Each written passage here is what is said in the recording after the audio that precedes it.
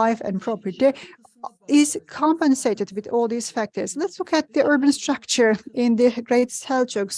We see that the towns are made of three parts.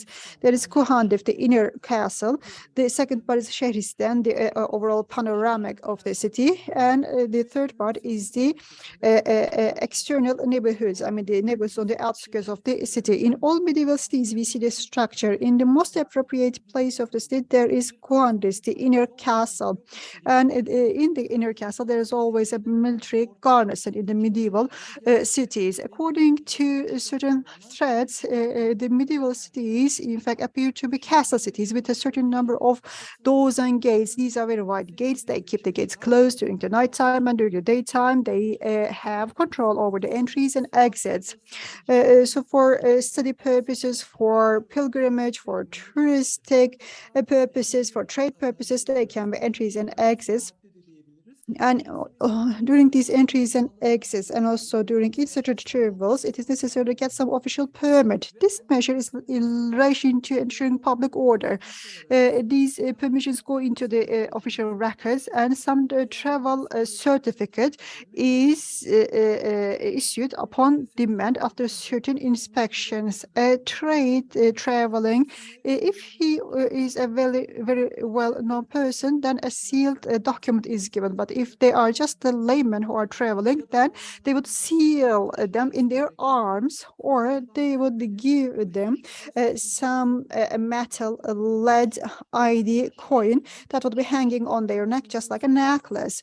And in the medieval cities, there would be long streets in the marketplace, and at the end, at the two ends, there would be two great doors, and they would be closed at night.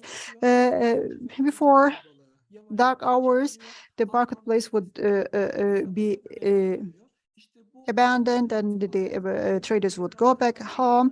People would leave their shops to go home, and then the watch guards would close the gates. They would be walking the streets together with their watchdogs. They would have torches, and Asas was the name for the night watchman. They would be patrolling in the streets and the marketplaces on hourly basis. They would receive certain remuneration. There were also inns in those cities. In fact, during the night times and evening times, in fact, the night guards would also be guarding the inns. As of the 19th century, also for the purpose of ensuring security, some main roads would be illuminated. And in especially Kurtuba, you see very good examples of illumination and lighting.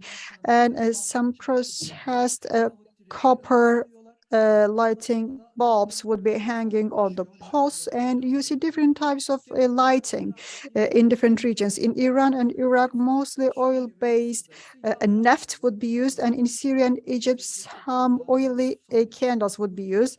And in Egypt, mostly the sesame oil would be used.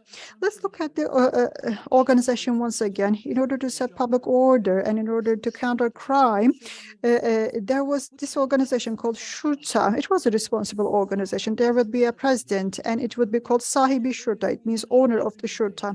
And also for the administrative correspondence, there was the secretary, and there were the Shurtis. They were the assistants and deputies to the Shurta. The Shurta organization also had some subunits, guards, guardians, security forces, execution officers, night watchers, assassins, and intelligence officers, patrolling officers. Other units are the subunits. In fact, in terms of protocol, Shurta was at the same level as Qadi. and they were wearing some specially prepared uniforms. They would be called hilfat, and they would tie a belt, martika, and they would wear şasiye, that is a thin headscarf, and they would also have a black sarkosh on their head. And the shirties, when they were parading officially, they would wear iza, that is a shirt. In fact, it doesn't have a collar, and it is a bit wide.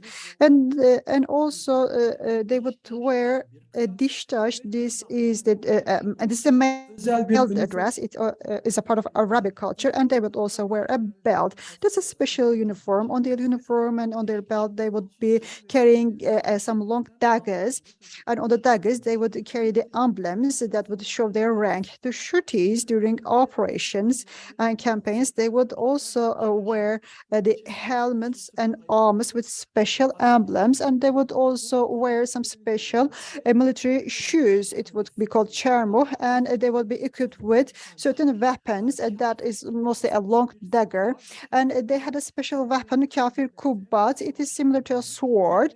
It is mostly used during battle time. It is like a sickle. They would also carry their whip, and shurta dates back to Ali the Caliph, and then there were different formats. The shurta organization would report to the Qadi later on, or to the provincial governor. For example, under the Merini in the Islamic dynasty in North Africa, in their dynasty in Andalus, shurta would report to Hajib, and in time it turned into an organization reporting to the Sultan, and later on the Caliph himself. And let's look at the elements included in their functions. They would undertake some jurisdiction functions, and they were administering the jails. They were responsible for overall public order. They were responsible for the interrogations, investigations. They were helping the Qadi, the judge, and they were enforcing the decisions and orders of the Qadi. They were responsible for the customs duty operations, and if necessary, they would join the war. That was part of their function, and all their functions would be fulfilled in close communication with the constable, muhtasib, and Qadi.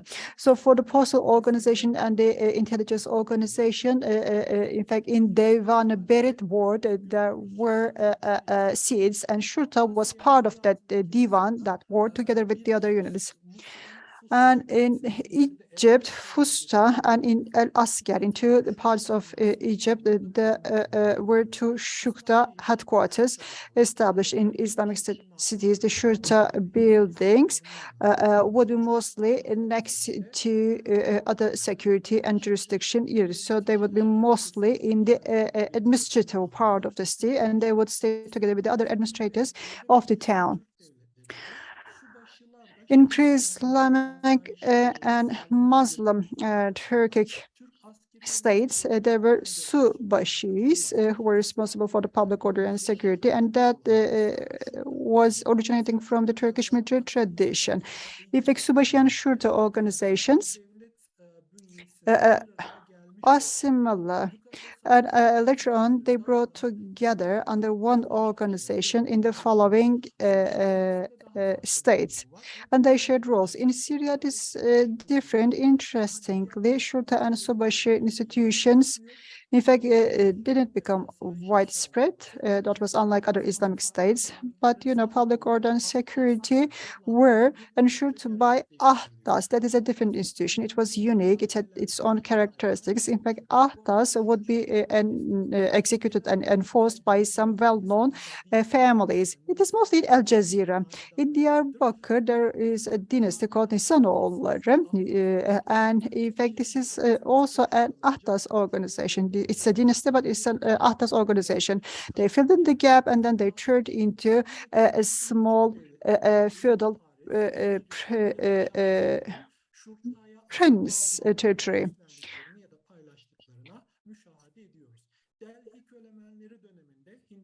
During in Delhi Kölemens in India, in fact, public order and enforcement rules would be shared by Emirdad and Shane. In the Turkish Selçuks, the ports and coasts were secured by the coastal commander.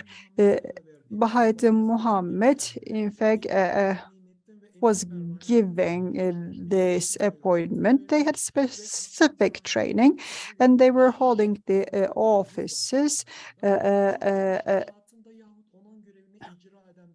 for a certain time.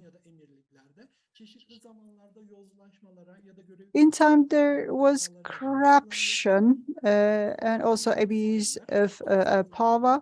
Then the offenders would be reprimanded, they would be dismissed, and sometimes they would be imprisoned. And if there was any embezzlement of bribery, then they would be given those penalties in addition to the seizure of property.